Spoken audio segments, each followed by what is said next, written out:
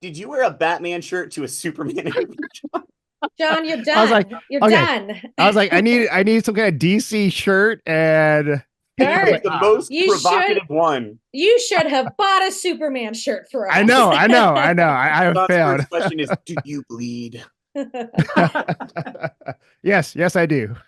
Nerd Reactor, roll out. Season 2, My Adventures with Superman. Just that whole gang, they're like together. They know each other's secrets now, or they know that Superman's Clark Kent. And I guess for each of you, like, how does that feel? Like just freeing that up, just getting to really just hang out as friends and not having Clark Kent just being very secretive about his identity. Yeah, I think Jimmy always knew that Clark was Superman, so it was a matter of just him making sure that Clark was comfortable enough to kind of like let his secret come out, so to speak. But in Jimmy's mind, it's awesome because now they can just go on all types of adventures together and just really be themselves around each other, especially with Lois coming into the fold as well too. And their newfound relationship. So it's awesome. Yeah, I love that Jimmy always knew. Like, I think that's so sweet. And it's cool that we get to know earlier rather than like dragging it on. Like, I love that that's a fresh take. Like, they find out pretty soon, Lois knows, and now we get to just explore all of their relationships from a different angle, not just constantly the secret. So we get to find out different things and go on different adventures, but also just with all the secrets revealed, I think that's super refreshing. So I love that our show did that. Because also Lois is Yeah, really smart, like it would yeah, be weird for her not to catch on. Like she's not stupid. yeah. Because Clark keeps on like oh, you're a great investigator, and then I need you by my side. So yeah, of course. And this season, what I love about the show is that, yeah, like you said about the secret stuff, like let's get that out of the way. And then with this, let's say with Lois and her dad, because sometimes they like to build upon that, like the tension between them. But starting with this season is like, oh, you know what? Let's help each other out. We're blood related and we care about each other. So why are we trying to just be an obstacle for each other? So Alice, how do you feel about that relationship with Lois and her dad? I think that's also refreshing, like their whole journey and how at the end of season one, like her dad does listen to her. And I feel like that's super heartwarming and like it choked me up. And then now we're like seeing this different relationship, but there's still going to be obstacles. Obviously, things don't heal overnight. But yeah, I love that we're going to get to see their relationship more and also in relation to Clark as well, like how that dynamic all plays out. Um, and I think it's heartwarming to see a dad actually try to be there for her daughter as opposed to the opposite. Oh yeah. And Ishmael with Jimmy, season 1, pretty much the underdog, and then season 2 he's now a millionaire. So you get to play a character that really gets to uh, change it up between season 1 and 2. So how does that feel for you, like being able to play Jimmy as more of this? I feel like he's cockier now. So Yeah, I mean, it's always good to see the underdog win, you know. But yeah, I mean, yes, he is cockier, but also there are points where like he gets brought back down to reality in a sense. He's not cocky in the sense of like where he thinks he's better. It's just more so like it's his outlook on life changes a little bit. Like he still wants to like bring his friends into his newfound wealth and whatnot. So, he's one of those people he just wants to share what he has. He just kind of doesn't know his ledge sometimes. So yeah, that was very fun to play to play that aspect of Jimmy's newfound wealth as a millionaire. and so with let's say with Lois and Jimmy and their personalities and quirks, I don't know for both of you if you ever feel like uh being inspired by this world of them just trying to like do good and really just trying to help out each other, like as friends, or trying to help out the city, like in any way. I think it's super inspiring. Yeah, like I'm inspired by these characters. I'm like, oh, I want to live like them. Just like their excitement and yeah, like justice and their courage.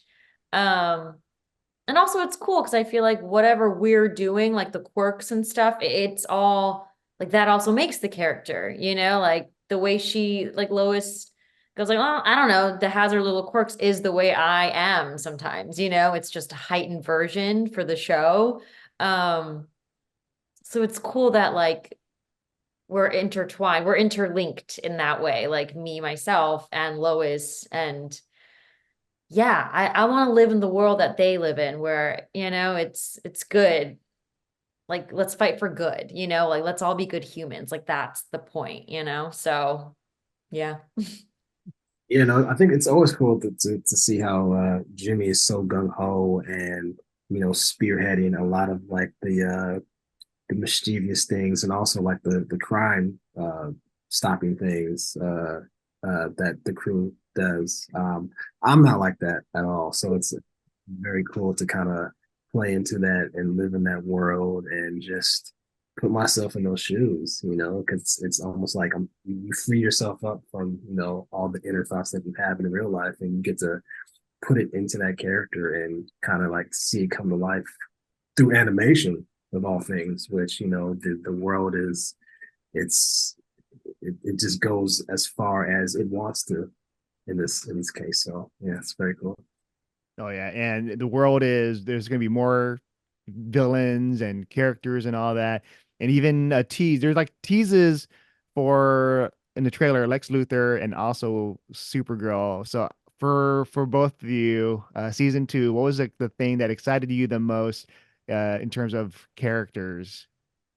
I think what you said, just like seeing more characters come into this world and introducing the audience to our version of the villains and superheroes that season 2 is going to have, and the relationship dynamic between all these characters and how it kind of plays out. Because in comic books, like there's so many characters, and there's sometimes we all see the same character, in all these platforms. So it's going to be cool to see certain characters that don't really get shine, in our show from comic books. So yeah, stay tuned. Yeah, same. I'm excited for the fans to finally like get to know more of the characters that they love introduced in our world. Excited for them to meet Kara. She's a great addition. I'm sure everyone's excited. But yeah, and just continuing to explore all of our characters, and their arcs, and they're still going to have their issues and overcoming them, and just all of their relationships evolving. More awesome animation. So yeah, I'm super excited for everyone to see. I hope they love it. But yes, my adventures with Superman season. I was gonna say my adventures with Batman, but no. Buddy, done. You're done. Get out of here. Yeah. So okay, season 2. More Amanda Waller, and then more villains, and then more adventures. So I want to talk about, how do I say this without really spoiling things? Because I think what everyone wants to see is like, will there be a Lex Luthor? I don't know if that was teased in like any of the trailers, It but was. Yes. okay. We got him. Yeah. He's here. Yeah. And he's horrible. And yeah, because we have that kind of like that tease even in the first season with just the character and just like with a hint of the name and just their background. But here, what can you say to people about what people can expect about Lex Luthor other than being just more evil? Josie, Yeah. what can we expect? I mean, I think our Lex Luthor, like our Superman, is just starting out and just building the persona of who he is. And I also think with expecting Lex, again, we're trying to take him in a slightly different direction. Like his hatred of Superman is coming from a slightly different space, a more xenophobic space than I think previous Lex's. It's less personal and more a misanthropy coming out of this guy who was shaped by Dr. Ivo, which is not the best mentor to have if you want someone who's well adjusted. Yeah, Jake and Brendan. Yeah, when we were coming up in the comics culture, my two favorite no, I can't say that. Okay, so I love all versions of Lex Luthor. Two that had a big impact on me as a kid was from the old, like, my school library had this collection of the old Superman newspaper serials. And so, like, that Lex Luthor is this evil cackling scientist. Yeah. But then in the comics at the same time, I was reading, like, Lex Luthor had run for president, right? Yeah. And so we're trying to fuse those guys into both, like, this technological genius who's kind of a dastardly savvy political operator. Yeah. And yeah, he's as interested in the power of people and the power of opinion as he is in the power of science, and he's really good at using both of them. And with this, we get more Amanda Waller, and I love how in the show you get like an origin story for pretty much all the characters, the heroes and the villains, and Amanda, she gets to really show off her evil side, but also I think I like there's a sequence in episode 2 where it feels like, oh, it's a regular day-to-day life of Amanda Waller. And then the next shot, oh, she's doing evil stuff. So what was the thinking behind that? Yeah, so it's like me and Angela Ensminger was the writer of that episode, but honestly, it was based off of Deborah Wilson's our actress for Amanda Waller, and she's incredible. And she always, like, before she gets into character, and we honestly, like, that episode was very influenced by, like, doing records with her and being like, every morning Amanda Waller wakes up and gives herself a pep talk, and then she does her evil. So yeah, that was starting off being like, maybe it's a cheery day, and then it's Amanda Waller's day was really fun and really influenced by us working with the actors. Because Deborah will do these incredible affirmations before she then becomes the most evil person you've ever seen on the mic. She's so good, yeah. It felt real. And was it your intention when just, let's say, writing these episodes to make Amanda really evil, or it's like she's just believes what she's doing is good, but deep down you're like, yeah, she's pretty bad? No, she's absolutely the hero in her own eyes. Like everyone in the show, either through self-deception. Yes. Because I think Lex thinks he's the good guy, but I think there's layers of self-deception there. I think Lex Luthor is a frightened character who tells himself a story about himself. Yeah. Amanda Waller is very clear-eyed and just believes that what she's doing is right. And you know, like, I've absolutely met people who think like Amanda Waller. Like, you know, it was really important for us to show Zero Day in season 1 to be like, they're not just doing this for fun. They're not evil enough for the sake of evil. They saw the world end, and now she and the general have some different ideas about how you save humanity. And for Amanda, you know, it's a more ruthless, the ends justify the means. But I've absolutely met people in the military and the police, like various areas, that absolutely have that attitude. So we're like, make her real. She's a real person with a real flaw and a real attitude. She sees herself as the wall between Earth and its destruction. She's seen what that destruction looks like, and she will not let anything, even morals or ethics, compromise that wall. And justify the means. Yeah. Oh yeah. And even if it's prisoning people and all that. Jor-El. Good people, they wouldn't be in prison, John. Yes, that's true. That's true. And with Jor-El in the first season, he's speaking Kryptonian. So Clark is like, "Oh, what's going on? You're evil. I don't want the invasion to happen."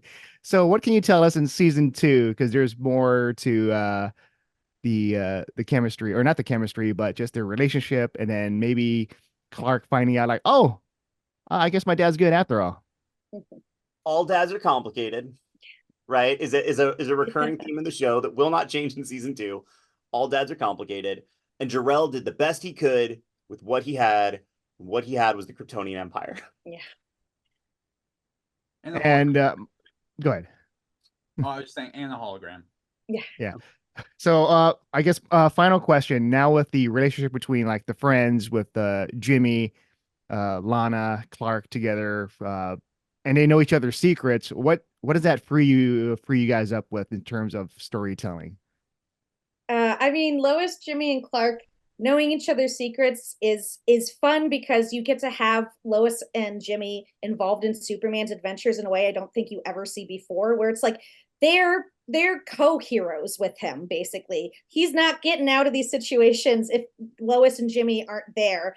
But also, I think in season 2, you're going to see the strain that takes on all three of those relationships, the strain of being friends and being girlfriends with Superman, and the strain that Clark has being Superman, but also trying to be present for his friends. Like, this is going to be kind of an emotional whirlwind, and who knows if their bonds are going to survive towards the end of the season.